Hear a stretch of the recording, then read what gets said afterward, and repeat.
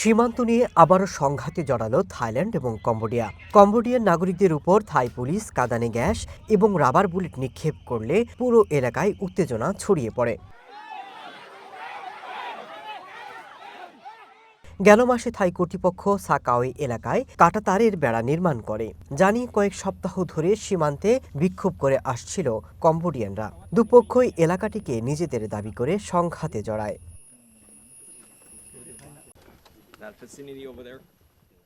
থাই সেনাবাহিনী এক বিবৃতিতে বলছে, প্রায় ২০০ কম্বোডিয়ান বিক্ষোভকারীর উস্কানির জবাবে থাইল্যান্ড শক্তি প্রয়োগ করেছে।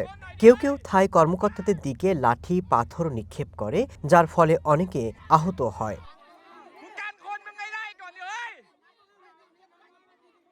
থাইল্যান্ড এবং কম্বোডিয়ার মধ্যে শত বছরের বেশি সময় ধরে সীমান্ত বিরোধ চলে আসছে।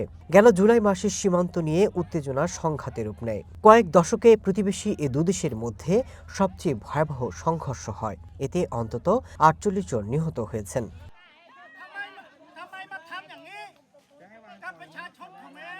এর আগে ট্রাম্পের মধ্যস্থতায় মালয়েশিয়ায় দুদেশের শীর্ষ নেতা যুদ্ধবিরতিতে পৌঁছালেও যে কোনো সময় আবারও সংঘাতের শঙ্কা করা হচ্ছে।